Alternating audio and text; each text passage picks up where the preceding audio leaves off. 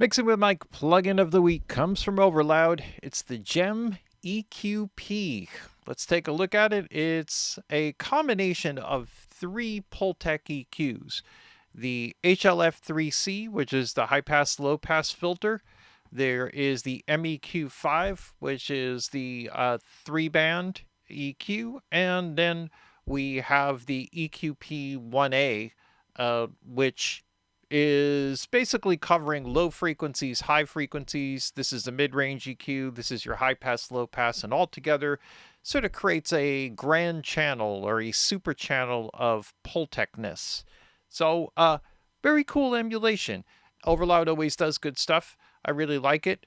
It has some unique features that you wouldn't get in a normal Pultec. The input-output levels can be linked together so that you can actually drive the plugin a little bit more, and actually driving it more or less will give you a different tone or a different tonal character. So that's something that's worth checking out. It has a built-in clipper, so you can actually drive and clip the signal coming in. Great for drums or on the output. That I'm not sure about. I think that's on the output. And then you get the normal Pultec EQ, right? The mid-range EQ covers select frequencies, so you can't go in between. You still get the selected frequencies just like you would discrete frequencies.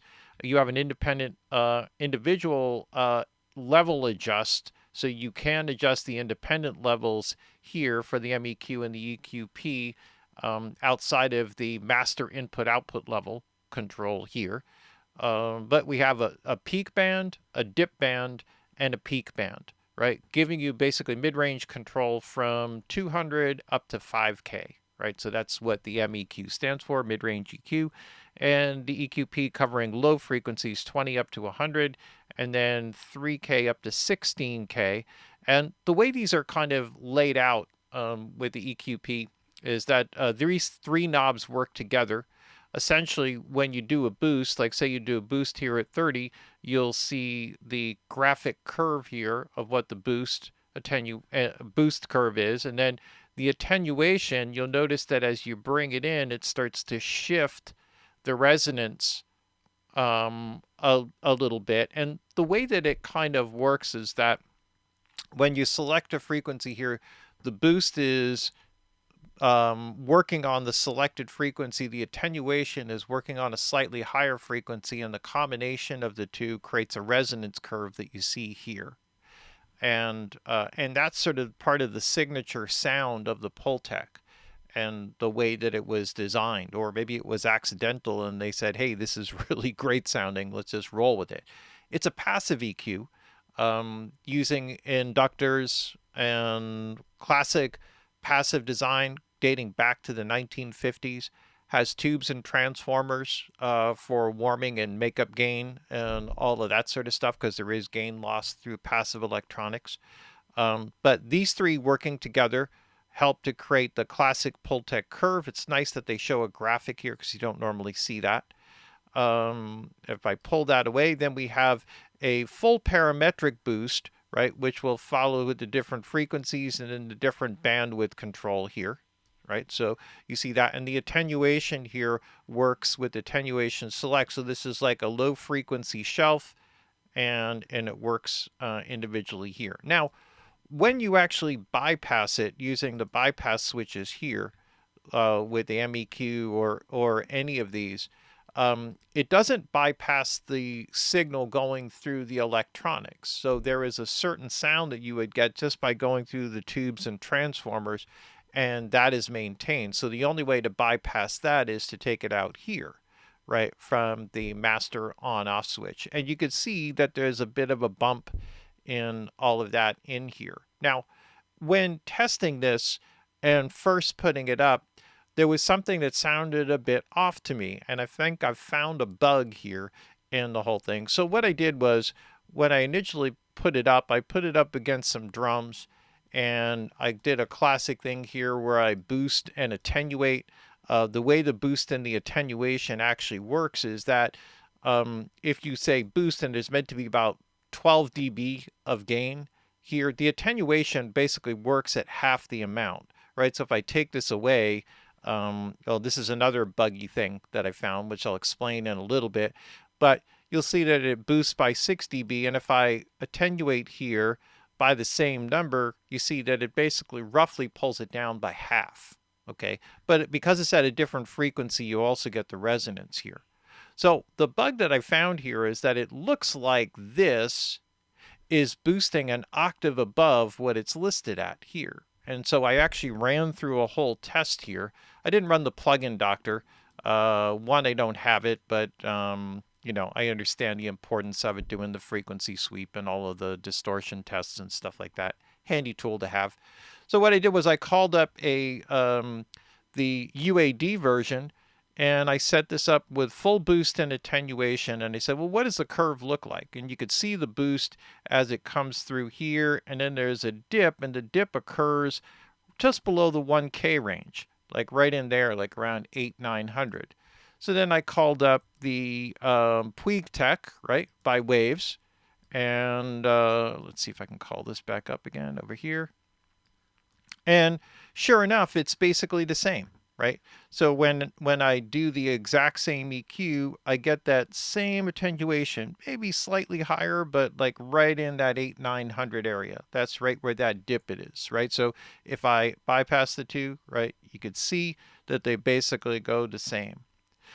When I do the exact same thing with the GEM EQ, however, and let me go here to the preferences and bring this down to normal size here for a second. And I bring it down to normal size here and I put it at 100, you notice that this pushes up almost an octave to 2K, and the boost covers a broader range. So when I push this back to 60, that looks a bit closer, still a little bit higher, but a little bit closer. So I think there's either a bug in here, or it's hard to imagine that there was something wrong with the Pultec that they were emulating, or the series of Pultecs that were emulating. But that's sort of a weird one. The other one, graphically, if you look here on the display, it has plus minus 18, and it's showing with the full boost that it's going up 18 dB. And here on the display here, it's showing plus 6. Which is about what it should show, because if you had just the boost in here without the attenuation, you would see about 12 dB, and it's not even showing that. Did I do something weird? No, and it's even showing that without the attenuation. You're basically getting that curve in there. It doesn't look like it's anymore. So there's something a little bit odd going on with this band. When I went to do some of the other adjustments to see if this was like a thing that was going on throughout, it seemed like this is the only one that was a little wonky. So I'm not sure if that's a bug. Hopefully, if it is, hopefully they correct it soon so you don't start putting that in your mix. Or if it's a feature, then think of these as 200, 120, 60, and 40 as your frequency selection, and maybe that becomes a cooler way of looking at it. And then essentially ignore the numbers that are on the display here, because they don't seem to emulate anything of what's really happening when you just pop it kind of through the whole processing. All right, well, that said, let's have a listen and just kind of see what it is that it sounds like. So I just have some drums set up here, and let's have a listen to that, and let's just kind of see what we got with it. So let's call it up here. Oh, I guess that works on all instances. In the preferences section, there are things for, you know, preserving your unsaved changes. You can put scribbles. You can enable oversampling. I'm not sure how much oversampling that is. The calibration for it. So if you calibrate your system to a particular thing, it defaults at -14. And then you got the zoom here. So I'll set this up just so we can see it a little bit better. So we have some preferences there. You can get to the manual, authorization, add a scribble, all of those sorts of things. Copy the current state, all of that sort of thing. So you could paste it into another instance, or do it within your DAW, whatever works for you. But here, let's kind of like do a little bit of work here. I'm just going to, with this in mind, kind of work with this. So let me flatten everything out here. Pop all of these suckers in, and let's see what we got.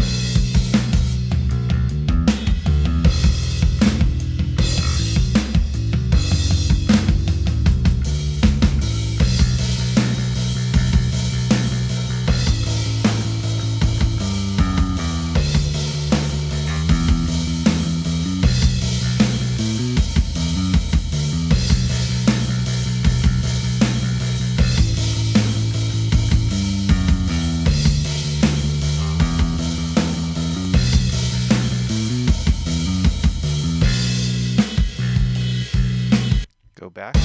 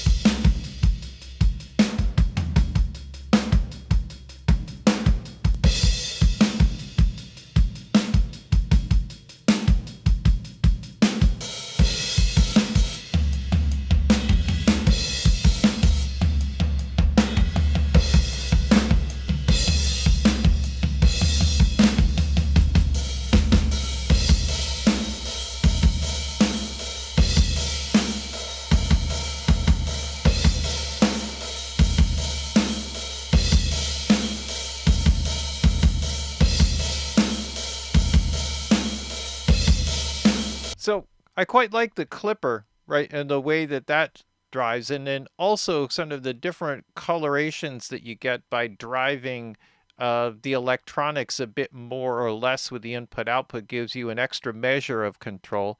And obviously the EQs really sound great. I think if they sort out this frequency thing, and maybe by the time you're watching this video, there's an update and that's been sorted out. And if it hasn't, then it sort of is what it is. And to me, it sounds great. It does very much what I expect from a Pultec other than the frequency thing that I heard down here. And sonically, it seems to really match up with my experience of working with all of these units, and I love them all.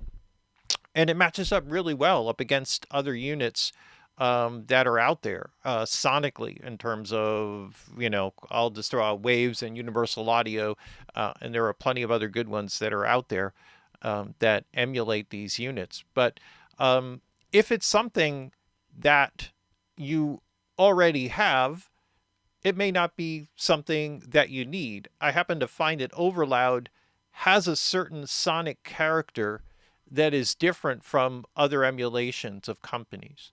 And often that different tonal coloration is advantageous, or I prefer it. The Gem 670, for example, has a unique sound plus the 3 different selections for, 3 different versions of it. And I often prefer that over the Universal Audio version, or perhaps even the Waves version or some of the others, just because it has a certain character or tonal character sort of imbued in it.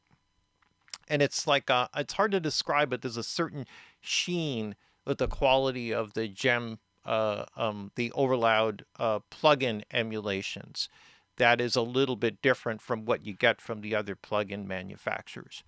A really cool one, though. I dig this. Plus, for one price, you could basically get all 3 units. You can run through them just to get the tonal coloration, which is there. You could use it just for the clipper, right, or saturation and driving it, and you have a lot of flexibility with it. Great sounding unit. I really dig it. They sort out this issue. I think we're really solid. Otherwise, I put it up and it was like I started listening to it. And I thought, okay, yeah, this feels really good. And just diving in and digging into it and working real quickly there, you can hear how transparent, open, and everything you expect from a passive EQ. that they captured in it. So there you have it. Mixing with Mike. Plugin of the week comes from Overloud. It's brand new. It's the Gem EQP.